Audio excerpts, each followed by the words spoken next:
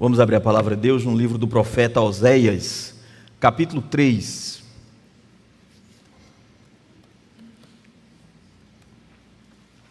Oséias, capítulo 3, são apenas 5 versículos, e vamos considerá-los nesta manhã.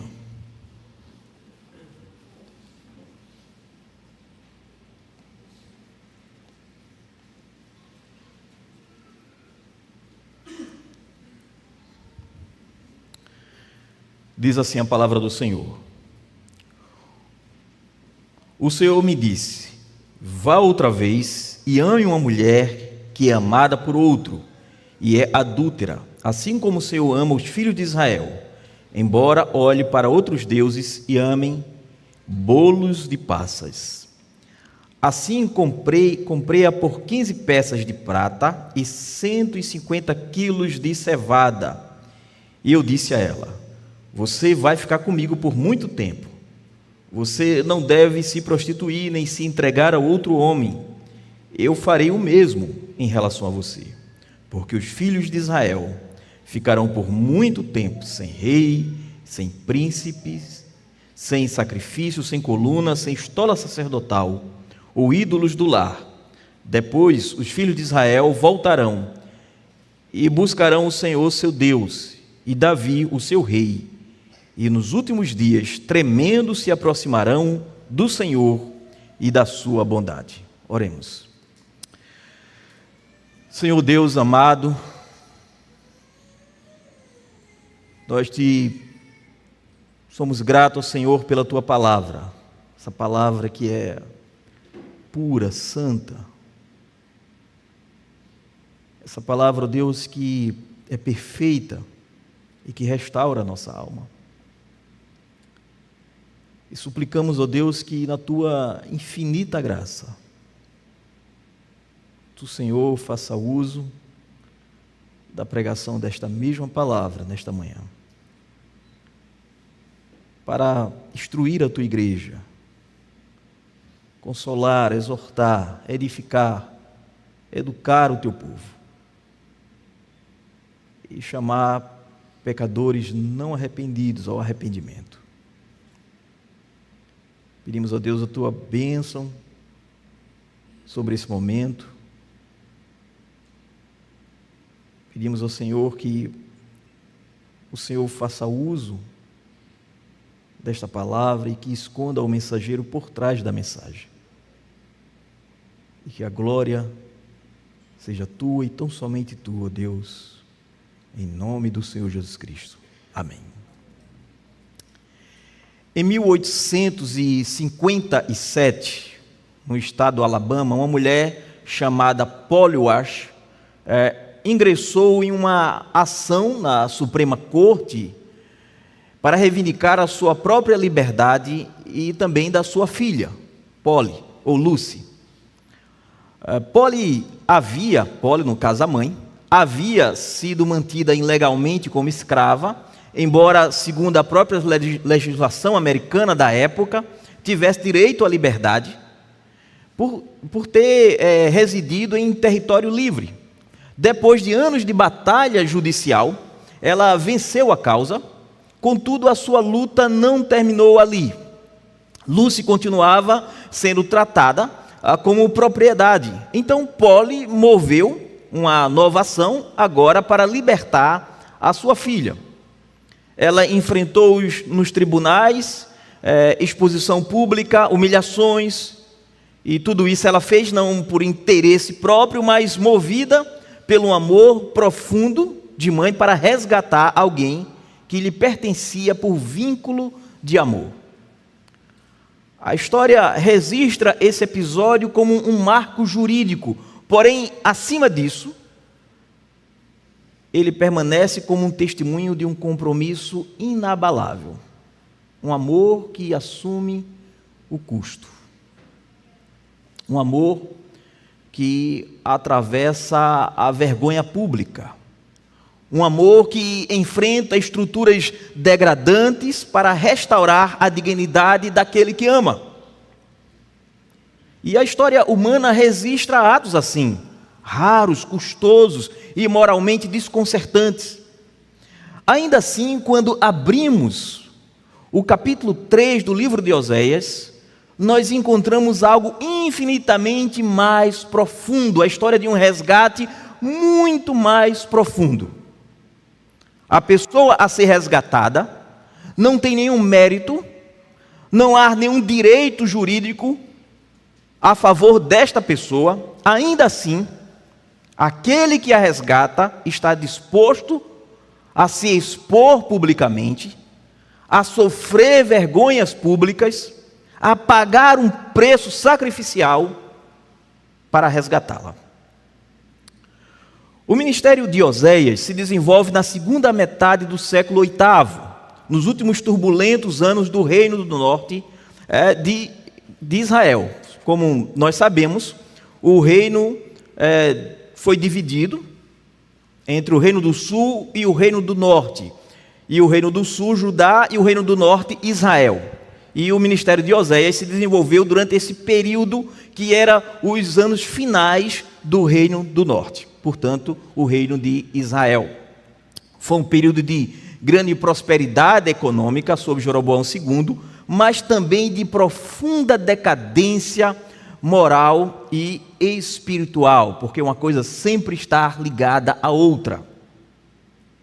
A nação desfrutava de uma estabilidade externa, e provavelmente por isso também eles acreditavam que estavam bem com Deus, porque tudo parecia muito bem. Às vezes as pessoas acham que prosperidade material é sempre o sinal de que Deus está aprovando os seus atos, as suas atitudes. Então eles viviam, desfrutavam de estabilidade externa, riqueza interna, porém essa prosperidade escondia a corrupção política, injustiça social e, sobretudo, infidelidade religiosa. Israel havia sido estabelecida como o povo da aliança lá no Sinai. O Senhor os havia redimido no Egito e se comprometido com eles em um pacto solene, como um casamento. Deus seria o Deus deles, e ele seria o povo de Deus, exclusivamente de Deus. Quando eles estavam prestes a entrar na terra, quando Deus lhes entregou a lei, Deus diz assim: eu vos libertei da terra do Egito, vocês são meus agora. Contudo, ao longo das gerações, o povo passou então a flertar com os cultos cananeus, especialmente um falso deus chamado Baal, uma divindade associada à fertilidade, à chuva e à prosperidade agrícola. A idolatria passou então a ser uma prática comum em Israel, o que apontava para a ruptura de lealdade pactual, como uma grande traição ao seu Deus, ao seu Senhor, ao seu marido, que é o próprio Deus. Uma vez que Israel é a noiva do Senhor. O livro se inicia de maneira surpreendente.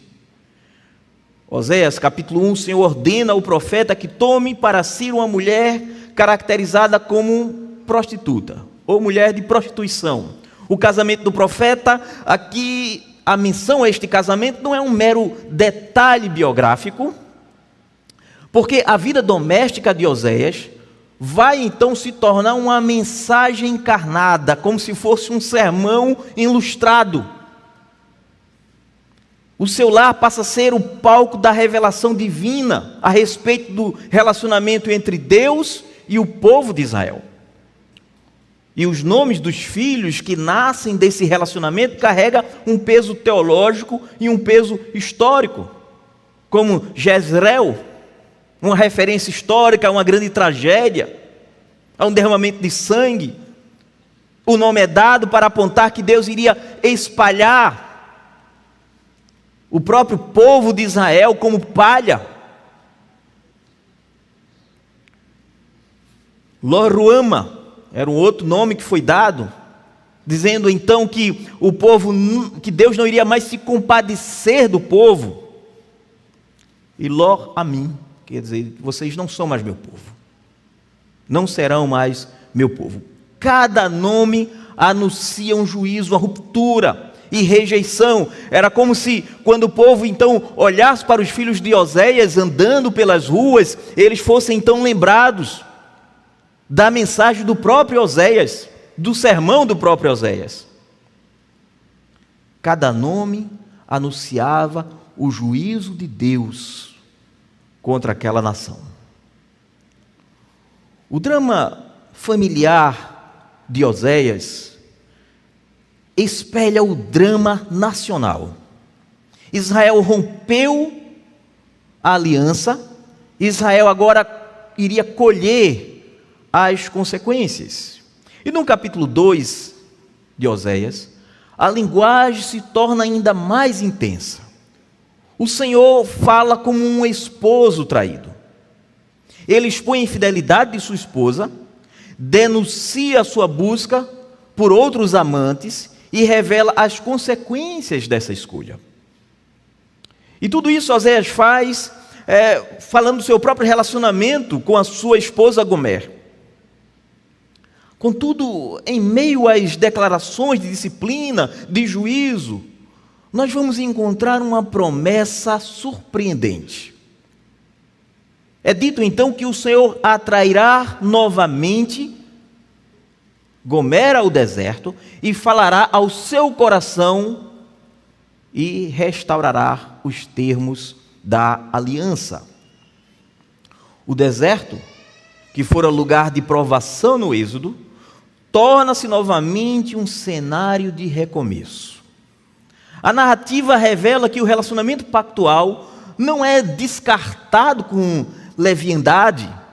O Senhor não é volúvel, a sua fidelidade não é estável, como a fidelidade de Israel.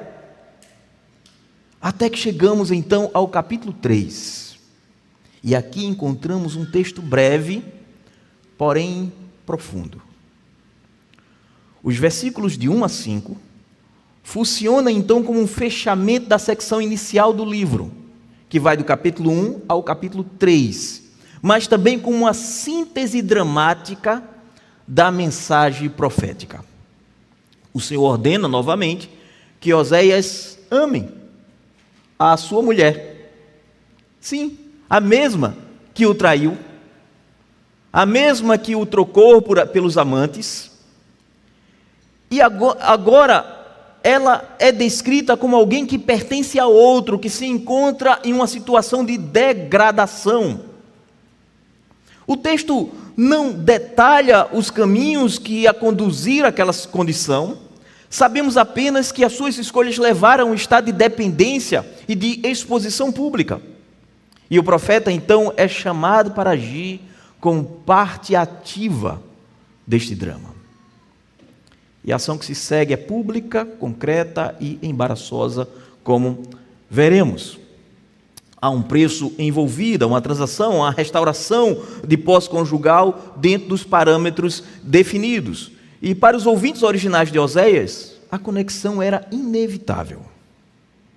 Gomer representava Israel, assim também, como veremos, nos representa. O relacionamento conjugal de Oséias era uma metáfora viva da aliança do Senhor entre Deus e seu povo. A história doméstica do profeta tornava visível o que estava espiritualmente oculto diante do brilho da prosperidade. Chegamos então a Oséias 3 e estamos diante de algo mais do que uma continuação deste drama conjugal. Estamos diante de um momento decisivo, um ponto em que a infidelidade humana encontra a iniciativa soberana de Deus. E é desse cenário que meditaremos no seguinte tema: o amor que não se pode medir. Repito, o amor que não se pode medir. Que amor é este? Em primeiro lugar, é um amor ordenado por Deus. Está aí no versículo 1. Disse-me o Senhor outra vez: ama uma mulher amada do seu amigo, adúltera, como o Senhor ama os filhos de Israel. Note que a iniciativa aqui não parte do profeta, nem de Gomer, nem de qualquer arrependimento prévio desta mesma mulher. Parte exclusivamente do Senhor. O imperativo divino estrutura toda a cena. Vai, ama. O verbo hebraico usado aqui para amar é o termo comum para um amor relacional, um amor pactual. Não tem a ver com um mero sentimento. Não se trata de um sentimento efêmero. Estamos lidando com um compromisso deliberado. Deus não ordena que Oséias sinta algo. Ele ordena que ele haja segundo o padrão de amor, do amor da aliança. Note, assim ama a mulher amada do seu amigo adúltero, como o Senhor ama os filhos de Israel. Ou seja, o padrão é o mesmo amor que eu sinto pelo meu povo. Este é o padrão. Não tem a ver com o sentimento. É um amor pactual. O profeta, então, é chamado a refletir esse amor da aliança. O profeta é chamado a refletir na sua vida conjugal, mais uma vez, o próprio modo como Deus ama o seu povo. O texto ainda é mais forte, porque a mulher descrita, ela é descrita como amada por outro, adúltera.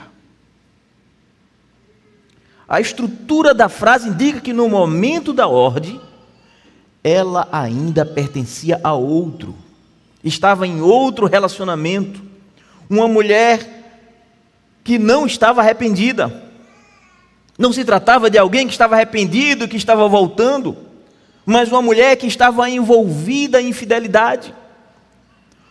De modo que o amor de Deus pelo seu povo não é uma resposta a uma mudança moral por parte destes. É a iniciativa soberana diante da persistência do pecado.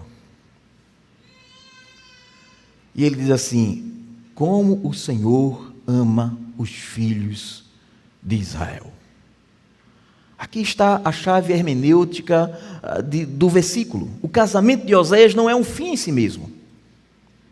Ele aponta para algo infinitamente maior. Assim como Gomer permanece na infidelidade, Israel permanece na idolatria. E ainda assim, o Senhor os ama. Obviamente que isso não significa que o pecado seja ignorado. Ao contrário, o pecado é descrito com um realismo cru. Mas ele não constitui um obstáculo intransponível para a graça. Não é que Deus fechou os olhos para o pecado, mas isso mostra que o pecado, ele não constitui um obstáculo intransponível para a graça. Não é um amor que tolera o pecado, é um amor que decide resgatar apesar dele. Quando imaginamos Oséias saindo novamente para buscar a sua esposa, devemos então perceber o custo emocional disso. Seria humanamente compreensível que ele se protegesse, que fechasse as feridas, que justificasse o abandono com base na justiça. Ele estava apenas, na verdade, ela estava apenas recebendo as consequências dos seus atos. No entanto, o Senhor chama o profeta a se expor, a mostrar a sua vulnerabilidade. Esse detalhe ilumina algo profundo sobre o próprio Deus. O texto não apresenta Deus como um Deus distante e impassível. Ele revela aquele cujo amor é ferido pela infidelidade do povo, mas que não deixa de amar. O livro de Oséias, de forma impressionante, nos mostra o coração do próprio Deus. O amor de Deus não é um amor frio, mas é um amor perseverante. O versículo termina com uma nota quase satírica. Diz assim: embora eles voltem para outros deuses e ame bolos de uvas e passas. A expressão aqui parece trivial, porém, esses bolos estavam associados aos rituais de fertilidades ligados ao culto a Baal. Alguns comentaristas vão dizer que esses bolos, eles causavam um certo... tinha um poder afrodisíaco que levava então a eles a praticarem imoralidade sexual nos templos pagãos. Eles eram oferecidos em cerimônias idólatras e consumidos como símbolos das bênçãos agrícolas que eles esperavam receber dos falsos deuses, ou do falso deus Baal. O texto, então, aqui ele faz um contraste do amor divino com a pequenez do objeto da idolatria e do prazer imediato que esses bolos de uvas passas traziam. Eles estavam trocando aquilo que é eterno por aquilo que é efêmero, é passageiro. A ironia é devastadora e o contraste é constrangedor. Deus oferece comunhão pactual eterna e o povo se satisfaz com prazeres ritualísticos momentâneos. A linguagem reduz a idolatria ao seu verdadeiro nível. O que é idolatria? É trocar o Deus da aliança por uma satisfação de baixo valor espiritual. Agora, meus irmãos e irmãs, essa descrição não se limita ao Israel antigo. Toda idolatria é, em essência, isso. A glória do Deus vivo, ou melhor, trocar a glória do Deus vivo por algo trivial. Cada pecado carrega essa lógica. Quando o coração prefere qualquer coisa a Deus, pode ser reconhecimento, prazer, segurança, está repetindo este mesmo movimento. E é por isso que a salvação só pode ser pela graça, porque este tem sido o hábito comum dos seres humanos. Trocar aquilo que é passageiro, aquilo que traz satisfação imediata, por aquilo que é eterno, pelo próprio Deus. De modo que, se a restauração então dependesse de uma reforma moral prévia, jamais ocorreria. O texto nos obriga a reconhecer que o amor precede até mesmo o arrependimento. Em Romanos capítulo 5, versículo 8, vai nos dizer que Deus prova o seu amor para conosco pelo fato de ter Cristo morrido por nós quando ainda éramos pecadores. Esta era a realidade de Deus para com o povo de Israel. Um amor por pecadores. Esta é a nossa realidade também. Então, meus irmãos, um amor que não se pode medir, em primeiro lugar, é um amor ordenado por Deus. Mas, em segundo lugar, nós vamos continuar aí no texto, e, em segundo lugar, nós vamos encontrar que o amor que não se pode medir é um amor que paga o preço. Do versículo 2 ao versículo 3. O texto prossegue com uma frase breve, mas carregada de significado. Note que começa dizendo aí: assim comprei, ou, em outra tradução, eu comprei. Eu a comprei.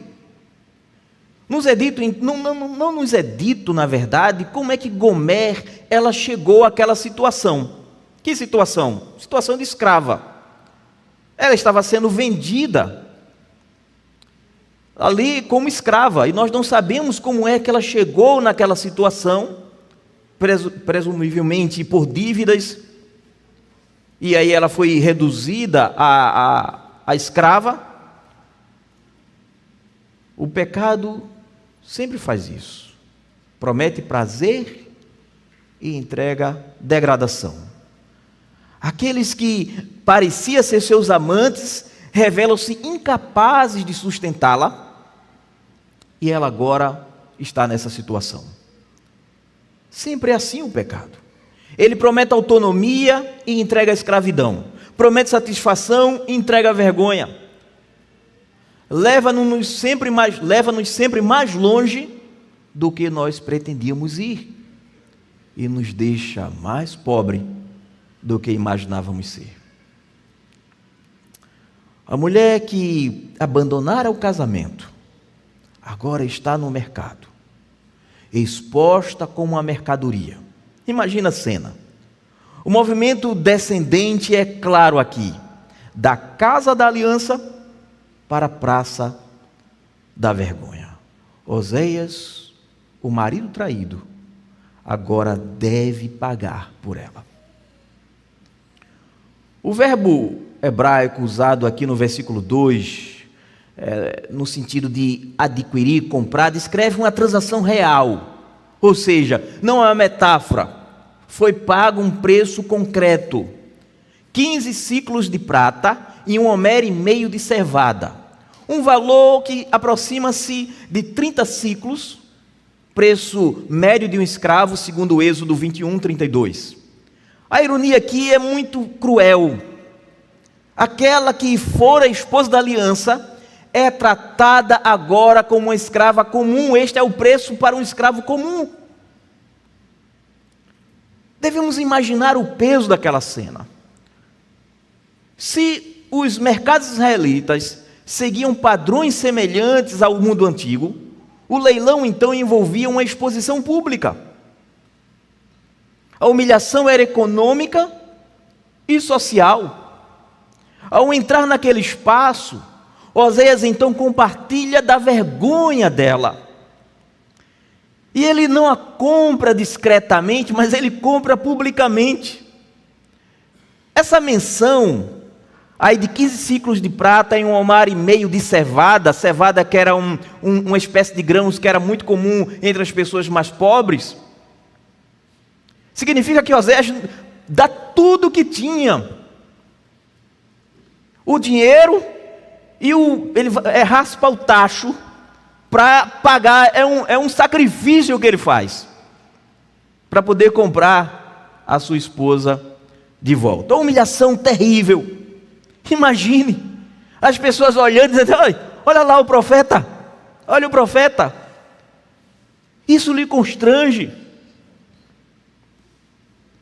Agora, a minha pergunta é: isso constrange a você? Constrangeria você ver um profeta indo para a feira para comprar a sua própria esposa? Certamente constrangeu a Oséias, certamente constrangeu as pessoas que o conheciam. Agora pense no nosso grande profeta, Jesus Cristo, puro, diferente de Oséias, perfeito, nunca disse uma palavra que não fosse santa, pura, verdadeira. Pense nele sangrando na cruz, humilhado, despido, ensanguentado, sofrendo toda espécie de comentários maldosos, zombarias, desamparo do próprio Pai, para nos comprar,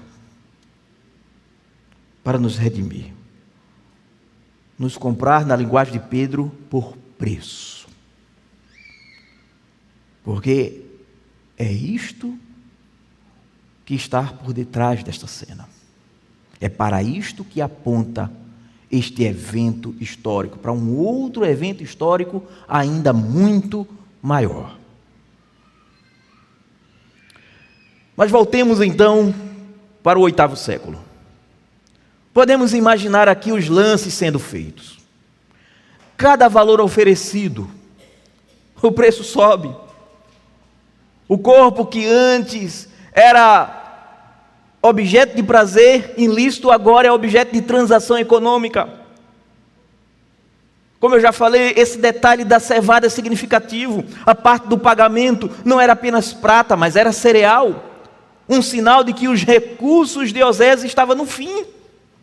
E ele paga esse sacrifício, e finalmente o lance é aceito, e ela passa a pertencer a ele.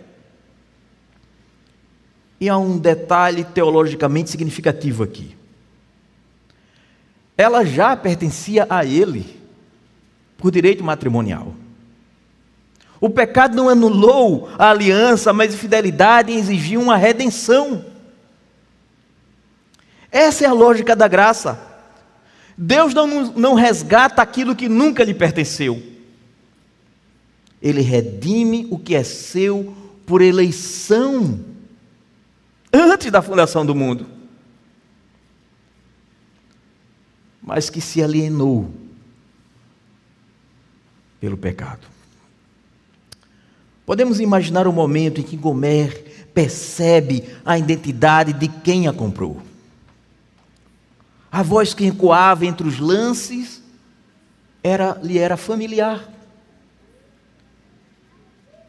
O seu novo dono, agora é o antigo marido que ela desprezara.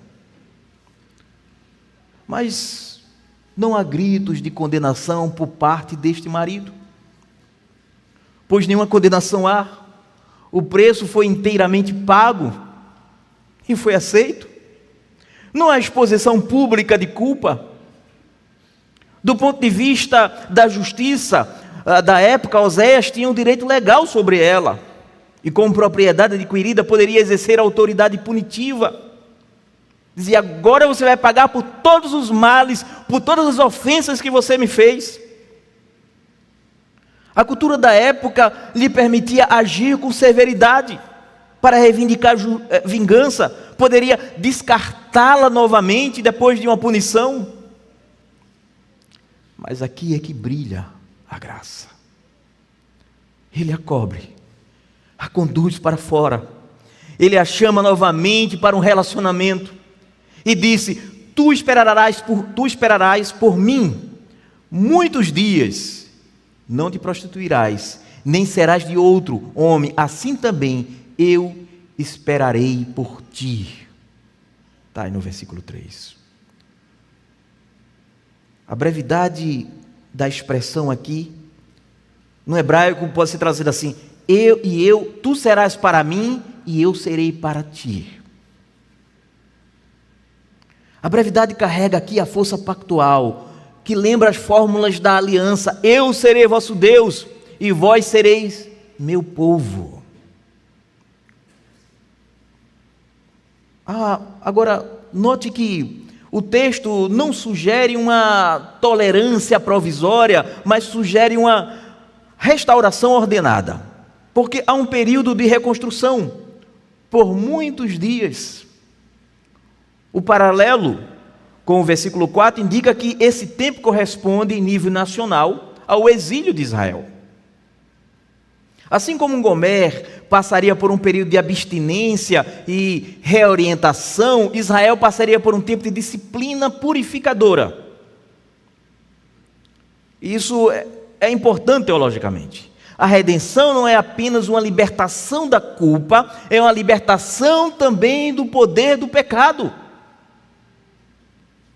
Há um processo de reordenação de amor.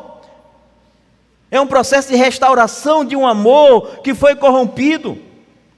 Um amor desordenado, que agora é trazido para ordem.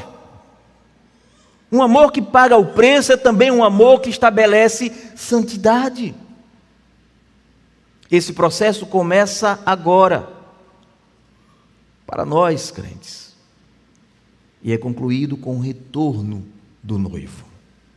Me refiro aqui à segunda vinda do Senhor Jesus Cristo. Observe a ordem da graça. Oséias não exige mudança antes de pagar. Primeiro ele paga, traz de volta, então a chama para a santidade. Ele não diz, mostre fidelidade primeiro. Ele compra e depois diz, ficarás comigo. Agora você vai ser purificada. Essa é a lógica do Evangelho. Cristo não morreu por santos, mas morreu por pecadores. João 3,16, nós temos aquela declaração de amor soberano que antecede a qualquer resposta humana. Agora, há um caminho, depois deste ato gracioso, há um caminho de obediência a ser aprendido. Porém, este caminho de obediência é aprendido dentro de um relacionamento restaurado, não como uma pré-condição para ele. Um ambiente no qual Gomer repreenderá, ou melhor, esse ambiente que ela irá reaprender a fidelidade, é no amor pactual do marido que não a abandonou. Um ambiente no qual o crente aprende a santidade é no ambiente da união com o seu noivo Cristo. Para os ouvintes originais de Oséias, o paralelo era inevitável. Eles estavam à beira do exílio. O juízo se aproximava. O período de muitos dias anunciado no versículo 4 iria corresponder a uma disciplina histórica que iria purificar a nação. Mas o ponto aqui não é apenas a disciplina, mas também a esperança. O amor que paga o preço não termina no leilão, ele termina em restauração. Assim, no mercado da vergonha, vemos aqui mais do que uma transação conjugal, vemos uma parábola viva da redenção. O profeta entra na praça pública, paga o preço, cobre a infiel e a conduz novamente para casa. E ao fazê-lo, ele nos dá um vislumbre do que Deus fez na pessoa bendita do seu Filho, ao entrar no mercado do pecado e pagar, não com prata ou cevada, mas com sangue. Mas em terceiro lugar, o amor que aponta para o futuro. Esse é o meu terceiro ponto aí. Em terceiro lugar, nós vamos encontrar que um amor que não se pode medir é um amor que aponta para o futuro. Versículo 4 ao versículo 5. O versículo 4, ele começa com a conjunção explicativa. Por quê? Ele interpreta o que acabou de ser escrito em relação a Oséias e Gomer. O período de abstinência conjugal encontra o seu paralelo nacional no período de suspensão histórica de Israel. Note aí no versículo 4, porque os filhos de Israel ficarão por muitos dias sem rei, sem príncipe, sem sacrifício, sem coluna ou sem estola sacerdotal ou ídolos do lar. Nós temos aqui uma lista impressionante. Ela combina elementos legítimos e ilegítimos. Instituições que foram estabelecidas por Deus e práticas claramente idólatras que aparecem lado a lado. Observe que nem todos são intrinsecamente maus. Sem rei e sem príncipes. A monarquia não era em si um mal. O próprio Senhor havia permitido e regulado a instituição real. A casa de Geu fora estabelecida sob a direção divina. Jeroboão II, apesar de suas falhas espirituais, governara com habilidade política e eficácia militar. Liderança política não é necessariamente pecado. O problema surge quando a confiança do povo se desloca do Senhor para a estrutura política, que é uma coisa que nós conhecemos muito bem em nosso contexto hoje. É isso que o texto está expondo. O pecado não estava meramente nas instituições, mas a confiança desordenada que era nelas depositada. Em seguida, o versículo menciona estola sacerdotal. A estola era parte da indumentária sacerdotal levítica, um símbolo do ministério ordenado por Deus. Representava o acesso ao culto oficial. Não era um objeto pagão, era um elemento de origem revelacional. Ainda assim, Deus anuncia que também isso seria removido. Por quê? Porque até mesmo as dádivas legítimas de Deus podem se tornar substitutos funcionais sem Deus. Ou funcionais longe de Deus, onde as pessoas começam a se apegar apenas àquilo que é externamente correto e esquece do Deus que ordenou aquilo. Os demais itens, como colunas cultuais, ídolos domésticos, estavam claramente associados à idolatria. Esses eram instrumentos do culto sincrético, culto misturado que o povo de Israel começou a fazer. Adorava a Deus e adorava a Baal. Então, isso também seria excluído também do meio do povo, né? Portanto, esta lista é intencionalmente abrangente. Deus iria remover tanto os apoios religiosos legítimos, quanto os objetos explicitamente idólatras. E a mensagem é clara: tirarei de vocês tudo aquilo que vocês têm confiado no lugar de mim. No exílio das 10 tribos do norte, vemos então esta palavra cumprida. Israel perde a monarquia, perde o centro cultual, perde o sacerdócio funcional e ao mesmo tempo perde também os seus ídolos. Deus desmonta todo o sistema. Aqui aprendemos que o cativeiro das 10 tribos do norte não foi simplesmente juízo. Deus não estava simplesmente punindo e os rejeitando. Foi uma disciplina fiel do Deus amoroso que era necessária para a purificação. Era uma ação necessária. Essa ação radical era extremamente necessária. Como muitas vezes é na nossa vida, precisamos colocar à distância, remover tudo que nos domina. Como um pai amoroso faz com os seus filhos, quando percebe que ele está começando a se apegar a determinadas coisas, até coisas legítimas, mas isso está lhe atrapalhando a sua vida devocional, atrapalhando a sua vida acadêmica. O que é que os pais fazem? Eles, se for um pai amoroso, ele vai retirar tudo. E é isso que Deus faz conosco. Aquilo que nos atrapalha, aquilo que muitas vezes é legítimo, mas que estamos usando de maneira errada, Deus tira completamente para nos purificar. E por que Ele faz isso? Porque Ele é um Deus amoroso, cheio de misericórdia, cheio de graça. É por isso que Ele faz. O Novo Testamento nos ensina a ler a disciplina sobre essa lente.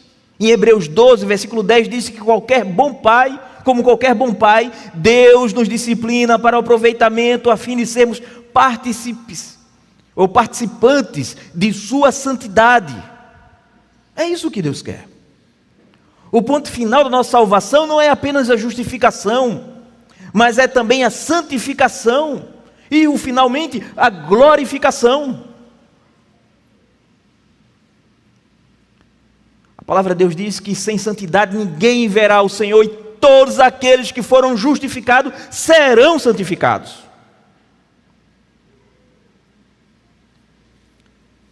Deus quer uma colheita de santidade em nossas vidas. Assim como Gomer precisava de abstinência para romper com o domínio da sua antiga identidade, Israel precisava ser afastado das instituições e estruturas que haviam se tornado instrumento de corrupção espiritual para eles. Por analogia, Israel ficará por um tempo sem monarquia, sem sacerdócio, sem ídolos.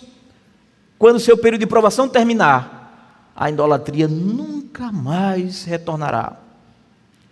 Mas uma monarquia purificada e um culto verdadeiro retornarão.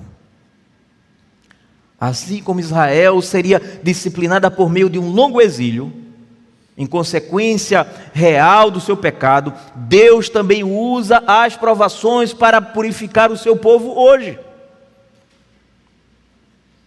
Essa purificação não se limita a remoções de práticas pecaminosas evidentes. Muitas vezes alcançam prioridades legítimas, que se tornaram excessivamente centrais em nosso coração. O apóstolo Pedro expressa a verdade de maneira notável. Ele diz no capítulo 1 de 1 Pedro, versículo 6 a 7. Nisto exultais, embora no presente por breve tempo, se necessário, sejais contristados por várias provações, para que, uma vez confirmado o valor da vossa fé, muito mais preciosa do que ouro perecível, mesmo apurado por fogo, redunda em louvor, glória e honra na revelação de Jesus. A provação, diz Pedro, não é acidental, nem arbitrária, mas é uma medida provisória, que é mediada pela soberania divina e a sua sabedoria. Ela tem propósito. Ela visa provar no sentido de autenticar a fé, não provar para Deus vezes, se você, quero ver se você realmente tem fé. Não, é para que a sua fé seja lapidada, para que sua fé seja demonstrada publicamente. Autenticar esta fé diante dos outros, de você mesmo, para você ver o valor da sua fé. Pedro utiliza a imagem do refinamento de ouro. O metal bruto, quando extraído, está misturado com as impurezas. E para purificá-lo, o ourives a coloca sob um calor intenso.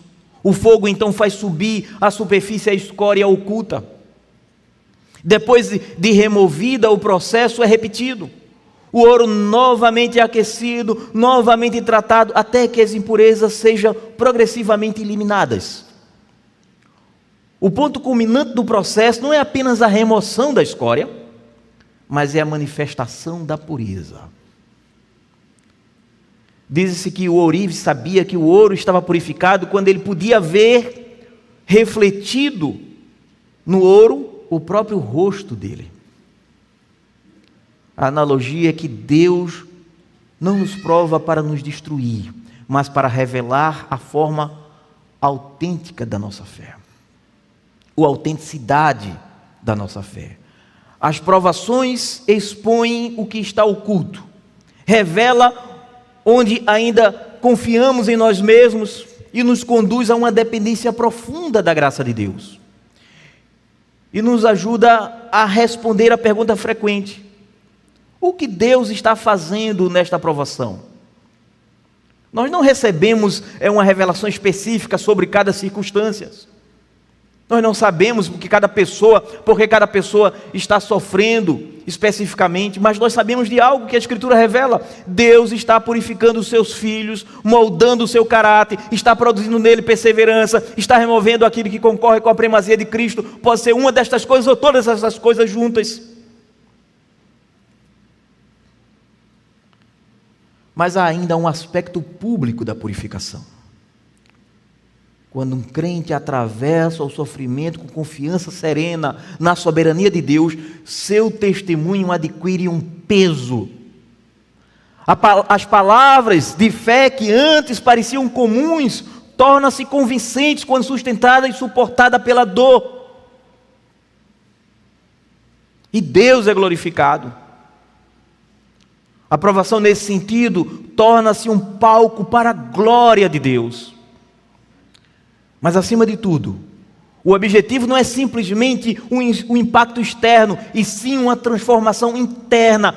Cada provação é uma ocasião para orarmos: Senhor, essa experiência que foi designada por Ti, usa para refinar a minha fé, remove o que precisa ser removido, forma em mim um caráter mais semelhante com o de Cristo.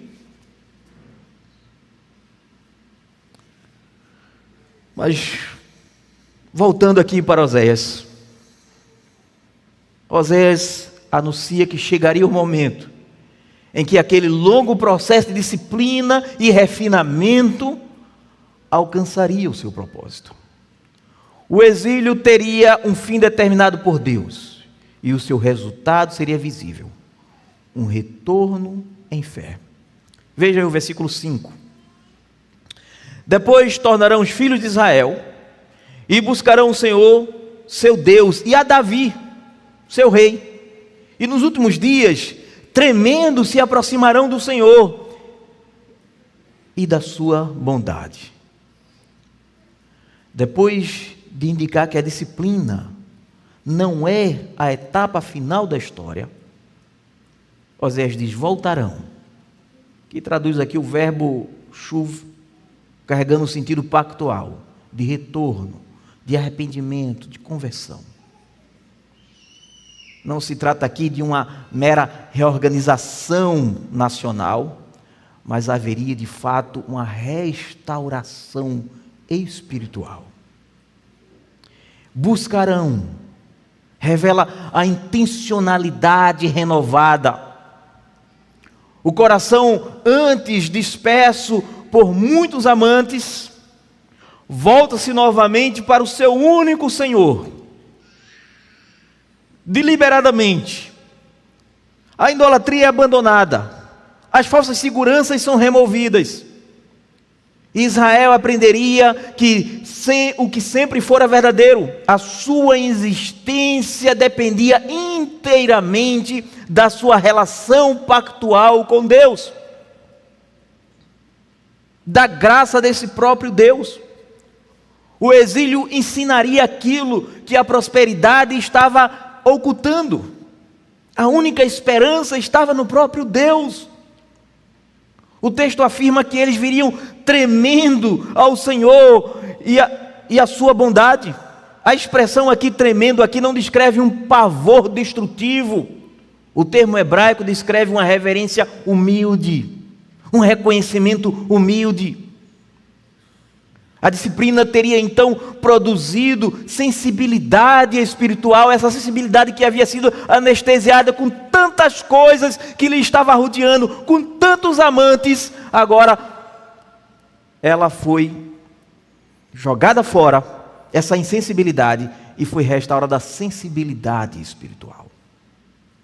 Aquilo que antes fora desprezado, a misericórdia paciente de Deus, agora seria recebida com assombro. Eles não iriam voltar para adorar bezerros de ouro. Voltariam tremendo para o Senhor, humilhado pela incredulidade que antes desprezou, e assustado com essa bondade, com esse amor imensurável, inexplicável da parte de Deus. E o texto acrescenta um elemento aqui decisivo: eles buscarão a Davi, o seu rei. Ora, Davi já havia morrido há muito tempo, mas ele está se referindo à promessa que Deus havia feito a Davi, sobre um descendente que viria do seu trono, que reinaria para sempre, iria restaurar de forma definitiva esta relação fragmentada entre Deus e seu povo.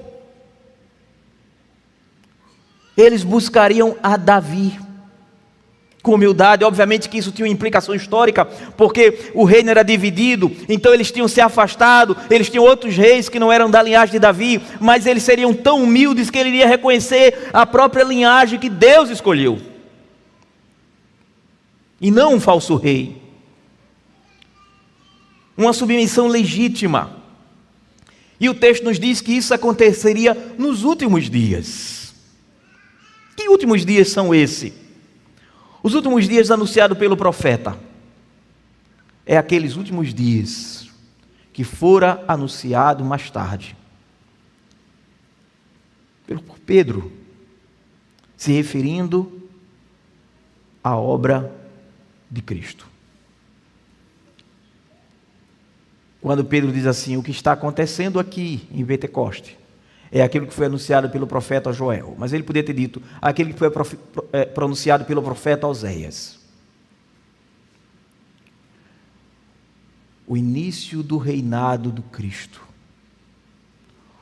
onde os filhos de Israel, não segundo a carne, mas segundo a promessa, que anda nas pegadas de Abraão, nas pegadas da fé, voltariam, os eleitos de Deus voltariam tremendo, com o coração submisso, para se colocar diante do único e verdadeiro Rei da linhagem de Davi, o nosso Senhor Jesus Cristo. Esta promessa que Oséias está se referindo aqui. Pois bem, irmãos, eu quero fazer breves aplicações aqui. Em primeiro lugar, a noiva infiel tem um esposo redentor. Aqui se encerra, no livro de Oséias, a história de amor entre Oséias e Gomer. O livro prossegue, mas esse drama específico alcança o seu clímax. A forma adequada de concluí-lo é contemplar aquilo que ela revela acerca de Cristo, que eu já dei algumas luzes, já lancei algumas luzes aqui. A narrativa do profeta e da mulher infiel cumpre diante de nós o seu propósito redentivo. Esse drama não reflete apenas a Israel do século VIII, ele nos alcança e nos confronta. É, na verdade, um relato que nos escandaliza. Deus ordena ao profeta que se case com uma mulher marcada por infidelidade. Depois de dela a ter traído, e ele deve então comprá-la e trazê-la de volta para casa. A nossa sensibilidade moral é machucada, e isso nos soa excessivamente desconcertante. Contudo, a realidade espiritual que essa história representa ainda é mais escandalosa. E é por isso que Paulo diz que o Evangelho é um escândalo. Quando lemos à luz de toda a revelação das Escrituras, percebemos que Gomer não era apenas um personagem de um drama antigo. Ela nos representa, nós somos Gomer. E Oséias, agindo com nobreza e obediência, é apenas uma sombra imperfeita daquele que é o verdadeiro esposo da igreja, Cristo, Jesus Cristo. Quando Deus nos escolheu antes da fundação do mundo, não fez porque vislumbrou em nós qualquer beleza. Ele não olhou para o nosso futuro e disse assim: esse aqui vai crer em mim, então eu vou escolher ele. Não! Ele conhecia perfeitamente o que seríamos, as nossas inclinações, as nossas quedas, as nossas repetidas infidelidades. Sabia que mesmo redimidos, ainda lutaríamos contra o pecado. Porque cada pecado cometido por um crente é, em essência, um adultério espiritual. Cada coração que se inclina para algo que promete satisfação à parte de Deus é um adultério, porque nós estamos declarando que aquilo, seja lá o que for, é mais desejável do que o próprio Deus. Sempre que buscamos outros amantes, poder, reconhecimento, prazer, segurança, a parte de Deus, repetimos o padrão de Gomer.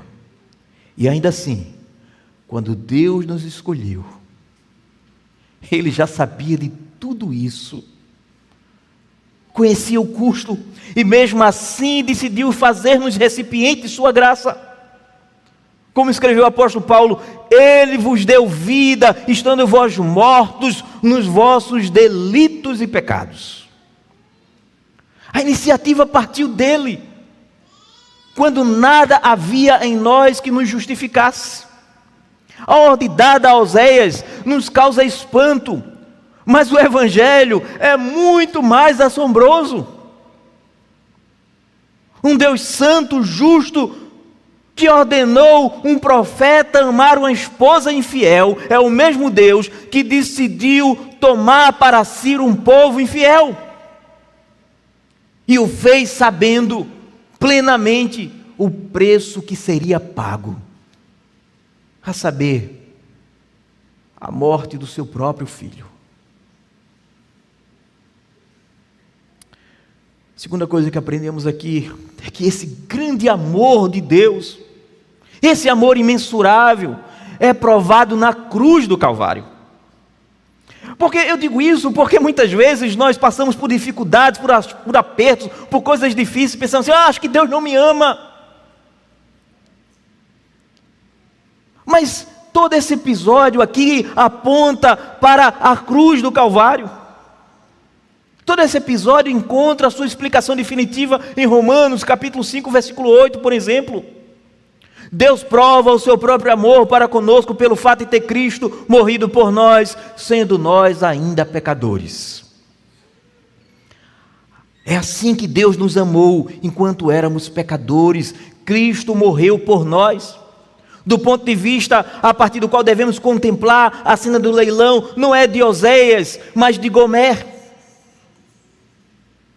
O pecado nos conduziu à escravidão. Nós não éramos observadores, éramos a mercadoria exposta.